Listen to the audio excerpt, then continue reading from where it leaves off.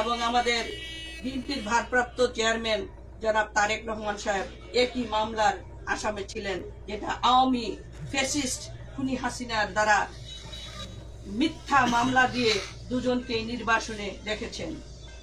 আল্লাহর কি অশেষ মহিমা এবং রহমত। আপনারা দেখেন, যেই লোকটা, যেই নারীটা বলেছিলেন তিনি একজন নারী, আমাদের নেত্রী একজন নারী, এবং তাকে যেইভাবে কটাক্ষ করে কথা বলতেন, কিন্তু আমাদের নেত্রী কখনো তাকে নিয়ে একটি শব্দ কটাক্ষ করে কথা বলেনি। আমরা হলাম সেই নেতার, সেই নেত্রীর আমরা কর্মী। সুতরাং যে মহিলাটি বলেছিল আমরা পালাই না, কিন্তু তারা পালিয়ে যেতে বাধ্য হয়েছে। যিনি বলেছেন আমার নেত্রীকে এই পদ্মা সেতুতে থেকে ফেলে দিতে, যেই আমাদের সম্মানিত একটা মানুষ বাংলাদেশের, যা বিশ্বের দরবারে যেই লোকটার জন্য, সম্মানী ব্যক্তিটার জন্য আমরা বাংলাদেশ গর্বিত, নোবেল লরেট ডক্টর ইউনূস সাহেবকে পদ্মা সেতু থেকে দুবার চুবাইয়ে ফেলতে উঠাইতে বলেছিলেন, কিন্তু আল্লাহ কাউকে মানে ছাড় দেন, কিন্তু ছেড়ে দেন না। কিন্তু আল্লাহ কিন্তু ওই মহান ব্যক্তিটাকে বাংলাদেশের সেই সর্বোচ্চ আসনে ওনাকে অধিষ্ঠিত করেছেন। আর যে নাকি আমাদের নেত্রী তথা ডক্টর ইউনূস সাহেবকেও কটাক্ষ করতেন, ওই লোকটা কিন্তু দেশ থেকে পালিয়ে যেতে বাধ্য হয়েছে।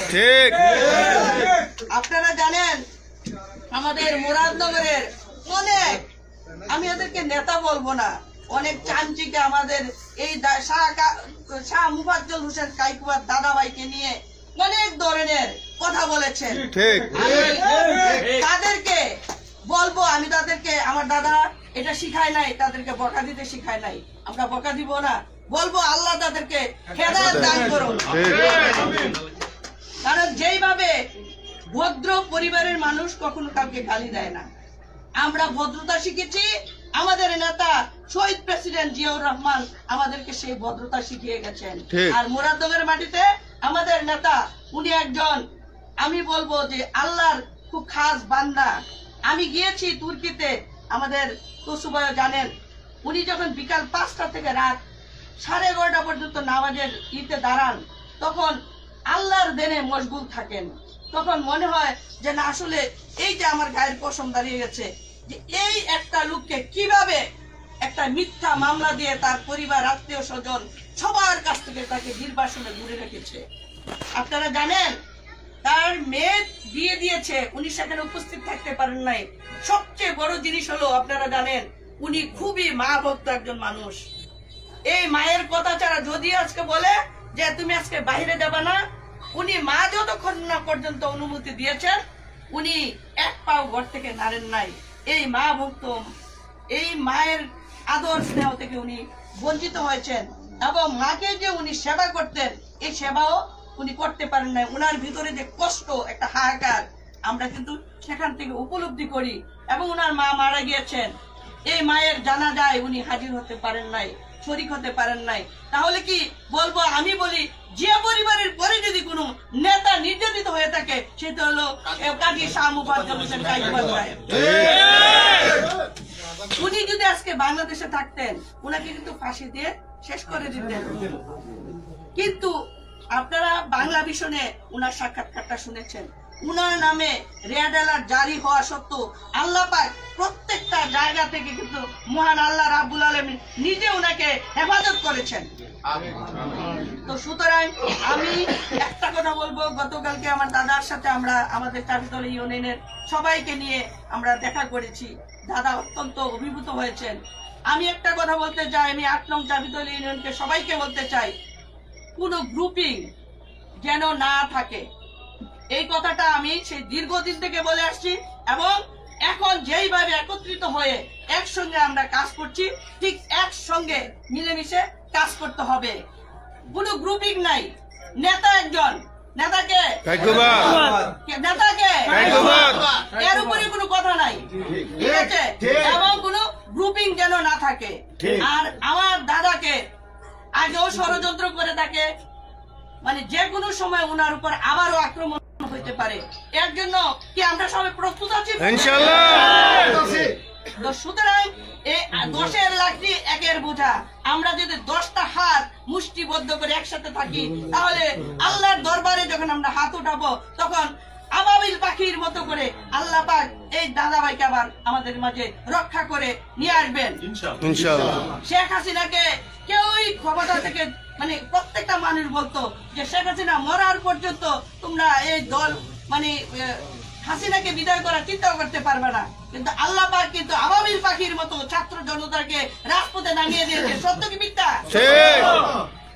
তেমনি ভাবে আমার নেতা তারেক রহমানকেও ঠিক যেভাবে দাদাভাই বাংলাদেশের মাটিতে, আমরা শুধু গিয়েছি মুরাদনগরবাসী, তাই না? তাই তো পুরো ঢাকা শহর বন্ধ হয়ে গেছে। আমরা যখন তারেক রহমান আসবে, আমরা পুরা মানে ডিস্ট্রিক্ট থেকে, বাংলাদেশ থেকে আমরা যাব তারেক রহমানকে রিসিভ করতে। তখন বাংলাদেশ কি হবে? বাংলাদেশ তখন প্রকম্পিত হবে এবং আমাদের নেত্রী ফিরে আসবেন এবং সংসদ, আগামী সংসদ বাংলাদেশ জাতীয়তাবাদী দলকে আপনারা সবাই সাধারণ মানুষের কাছে যে গিয়ে দলের জন্য ভোট চাইতে হবে। সাধারণ মানুষকে আমাদেরকে বুঝাইতে হবে, কারণ অলরেডি সাধারণ মানুষ বুঝে গেছে বাংলাদেশ জাতীয়তাবাদী দল, আওয়ামী লীগ, যত পার্টি বলেন, কে ভালো কি কে খারাপ। আর মুরাদনগরের মাটিতে মজলুম নেতা কে, এটাও মুরাদনগরবাসী বুঝে গেছে। দীর্ঘ 16 বছর এই মুরাদনগরের মাটিতে কি হয়েছে না হয়েছে আপনারা কেউ জানার বাকি নেই। সুতরাং নেতা চিনতে মুরাদনগরবাসী আর ভুল করবে না, করবে না? জুড়ে বলেন না। সুতরাং আমরা যদি ঐক্যবদ্ধ থাকি, তাহলে আমাদের নেতা ইনশাআল্লাহ আগামীতে সংসদে উনি নির্বাচিত হয়ে সংসদে গিয়ে প্রথম মুনাজাতের মাধ্যমে সংসদ হবে, সেই প্রত্যাশা এবং প্রত্যয় ব্যক্ত করছি। সবাইকে একত্রিত হয়ে একসঙ্গে চলার জন্য আমি উদাত্ত আহ্বান এবং সবাইকে ধন্যবাদ জ্ঞাপন করছি। যেহেতু আজান দিয়েছে, আমার এখানে সিনিয়র নেতারা আসছেন, তাদেরকেও আমি ধন্যবাদ জানাচ্ছি।